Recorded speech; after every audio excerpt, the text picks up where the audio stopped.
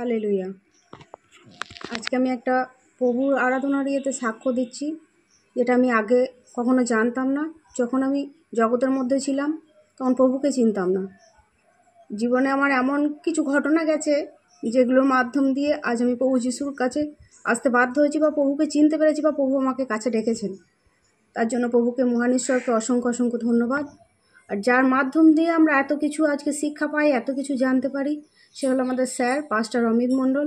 তাকেও আমরা চিনতে পারি এই ইউটিউব চ্যানেলের মাধ্যম দিয়ে, কারণ আমরা কিছুই জানতাম না।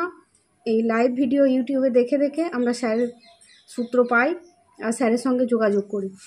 তারপর আমি আমার প্রভুকে চিনতে পারি, জানতে পারি, প্রভুর সম্পর্কে জানতে পারি।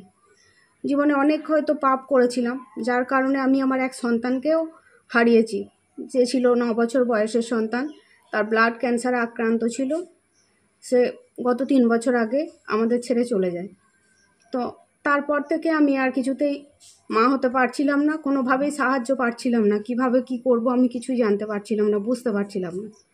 তারপর যখন আমরা ইউটিউব চ্যানেলে স্যারের সূত্র পাই, তো স্যারের মাধ্যম দিয়ে অনেক কিছুভাবেই নানা রকমভাবে প্রভু যিশুকে চিনতে পারি।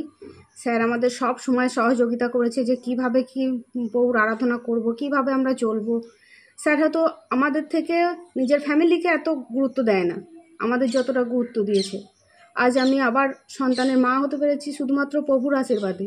আমরা বিশ্বাস করি যে প্রভুর আশীর্বাদ না থাকলে হয়তো আমি সন্তান পেতাম না।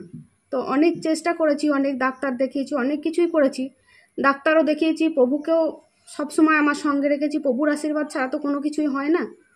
তো আজ প্রভুর আশীর্বাদে আমি আমার কোল ভরা সন্তানকে আবার ফিরে পেয়েছি, আমি যাকে হারিয়েছিলাম। আমি হারানোর পর থেকে প্রভুর কাছে শুধু একটাই প্রার্থনা করেছি, প্রভু আমি যাকে হারিয়েছি হয়তো আমার পাপের জন্যই তাকে হারিয়েছি, শুধু তুমি তাকে আরেকটা বার ফিরিয়ে দাও। তো প্রভু আমাকে অনেক দয়া করেছে, আর সেই দয়া পাওয়ার জন্য, সেই সহযোগিতাটুকু আমি পেয়েছি স্যারের কাছ থেকে। তার জন্য স্যারকে অসংখ্য অসংখ্য ধন্যবাদ। স্যার ছাড়া হয়তো এটা কখনোই সম্ভব হতো না। একটা ডাক্তার যেভাবে একটা পেশেন্টকে গাইড করে, সেইভাবেই আমাদের স্যার আমাদের সব সময় গাইড করে এসেছে। প্রতিনিয়ত আমাদের প্রার্থনা দিয়ে এসেছে, প্রতিনিয়ত আমাদের সুবিধা অসুবিধাগুলোকে জানার চেষ্টা করেছে। যার কারণে আজ আমি আবারও মা হতে পেরেছি, আজ আবারও আমি কোল ভরা সন্তান পেয়েছি। তার জন্য মহান ঈশ্বরকে অসংখ্য অসংখ্য ধন্যবাদ।